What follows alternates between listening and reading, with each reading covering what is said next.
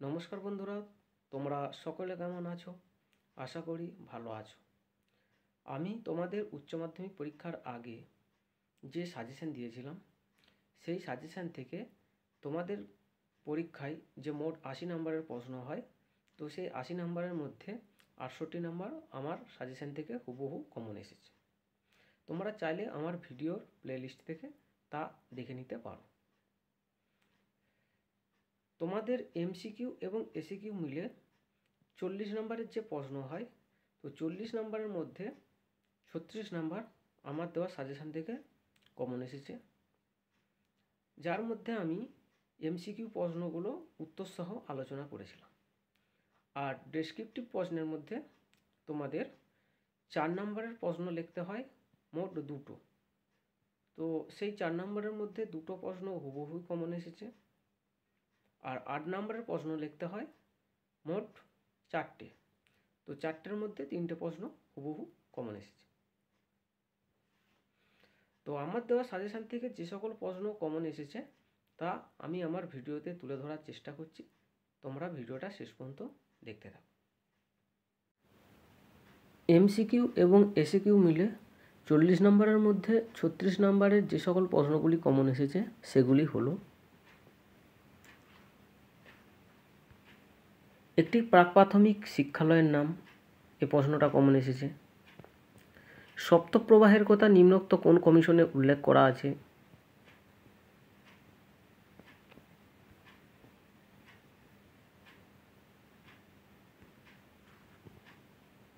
ডেলোর্স কমিশনের প্রতিবেদনটি হলো, বা ডেলোর্স কমিশনের প্রতিবেদনটি কী নামে পরিচিত?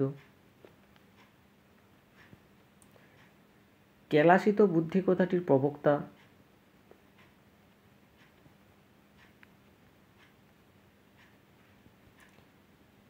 কম্পিউটার সহযোগী শিক্ষণ।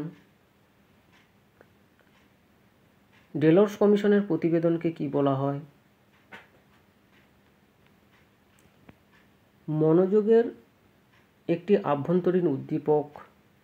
প্যাভলভের শিখন তত্ত্বে প্রাচীন অনুবর্তনকে কি বলা হয়? কেলাসিত বুদ্ধি কথাটির প্রবক্তাকে?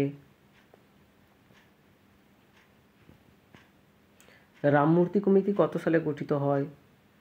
বহুমুখী বিদ্যালয়ের কথা কোন কমিশনে উল্লেখ করা আছে? আন্তর্জাতিক সাক্ষরতা দিবস।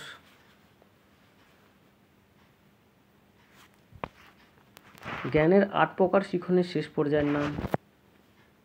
মানে এই প্রশ্নগুলো একদম হুবহু এসছে।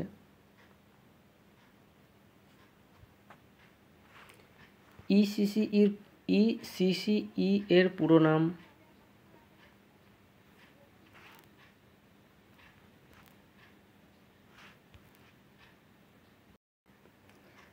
তারপর আছে বুদ্ধির একটি বৈশিষ্ট্য উল্লেখ করো। আইটিআই ও আইআইটি এর সম্পূর্ণ নাম লেখো। এনসিইআরটি এর সম্পূর্ণ নাম লেখো, এটা স্টার চিহ্ন দিয়ে রেখেছিলাম। ভারতীয় সংবিধানের 46 নম্বর ধারায় কি বলা হয়েছে? এটাও স্টার দিয়ে রেখেছিলাম। সিএবিই এর পুরো নাম। ইসিসিই বলতে কি বোঝো? র্যাম ও রমের দুটি পার্থক্য।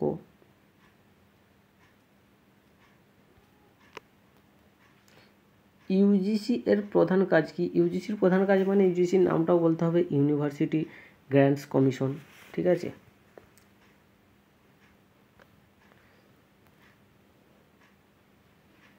তারপরে বলেছে তোমাদের এনসিটিইর পুরো নাম। এনসিটিই। পিও এর পুরো নাম। সিএবিই এর পুরো কথাটি কি? রামমূর্তি কমিটি কত সালে গঠিত হয়েছিল? যদিও এই প্রশ্নটা আমি আগে আলোচনা করেছি।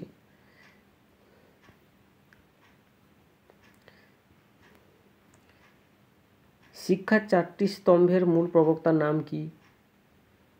এস টাইপ অনুবর্তন কি?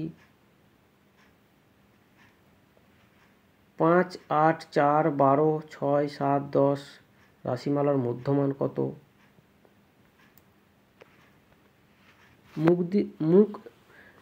মুকদের দুটি শিক্ষা পদ্ধতির নাম। তোমাদের প্রশ্ন করেছিল মুক ও বধিরদের দুটি শিক্ষা পদ্ধতির নাম। স্পিয়ারম্যানের দ্বিউপাদান তত্ত্বের জি উপাদান কী, অপানুবর্তন কী, প্রসার বলতে কী বোঝো, প্রাথমিক শিক্ষাক্ষেত্রে অনুন্নয়ন বলতে কী বোঝো, ICDS এর পুরো নাম লেখো, সর্বশিক্ষা অভিযান কবে থেকে কার্যকর হয়। ঠিক আছে, এই প্রশ্নগুলো তোমাদের হুবহু কমন এসেছে। এরপর তোমাদের ডেসক্রিপটিভ টাইপের প্রশ্ন থেকে যে সকল সাজেশন মানে আমার দেওয়া সাজেশন থেকে কমন এসেছে তা আলোচনা করার চেষ্টা করছি।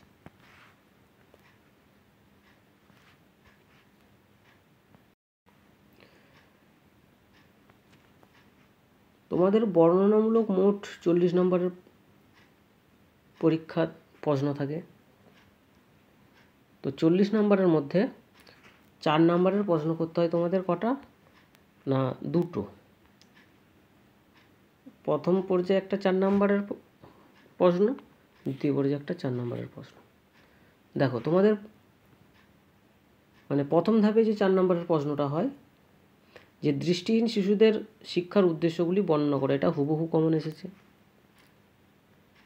আরেকটা 4 নম্বরের প্রশ্ন কমন এসেছে হুবহু, যে শিক্ষার একটি উদ্দেশ্য হলো একত্রে বসবাসের জন্য শিক্ষা, কিভাবে শিক্ষার দ্বারা এই উদ্দেশ্য পূরণ করা সম্ভব। এরপর আসছে 8 নাম্বার। দেখো 8 নাম্বারের যে প্রশ্নটা আছে মানে 8 8 16 8 8 16 নাম্বারের প্রশ্ন হয়। তো এই 16 নাম্বারের মধ্যে 8 নাম্বার কমন এসছে, যদিও প্রশ্নটা একটু ঘুরিয়ে দিয়েছে। তোমাদের পরীক্ষায় প্রশ্ন দিয়েছে যে বুদ্ধির সংজ্ঞা দাও, সাধারণ মানসিক ক্ষমতা ও বিশেষ মানসিক ক্ষমতার পার্থক্য লেখো। আর আমি যে সাজেশনটা দিয়েছিলাম যে সাধারণ মানসিক ক্ষমতা কাকে বলে, স্পিয়ারম্যানের দ্বিউপাদান তত্ত্বটি আলোচনা করো। তো স্পিয়ারম্যানের দ্বিউপাদান তত্ত্ব মানেই সাধারণ মানসিক ক্ষমতা ও বিশেষ মানসিক ক্ষমতা ধারণা থাকবে। তো তার থেকে তোমরা এটা নিজেরাই বানিয়ে মানে তৈরি মানে লিখতে পারবে। সব প্রশ্ন তার হুবহু হবে না, কিছু প্রশ্ন ঘুরিয়ে দিবে।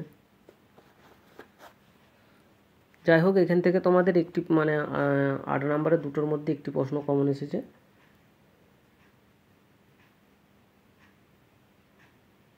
এরপরে 16 নম্বরের যে প্রশ্নগুলো আছে, 16 নম্বর বলছি 8 নম্বরের যে দুটো প্রশ্ন আছে মোট 16 নম্বরের, তো এখান থেকে দুটো প্রশ্নই হুবহু কমন এসেছে।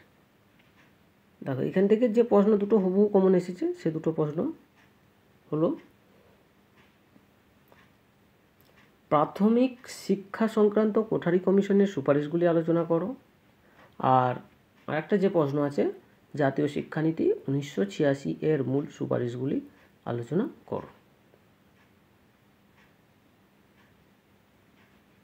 যাই হোক, আমার এই ভিডিওর মধ্যে যদি কোথাও কোনো ভুল হয়ে থাকে তোমরা কমেন্ট বক্সে অবশ্যই জানিয়ে দেবে।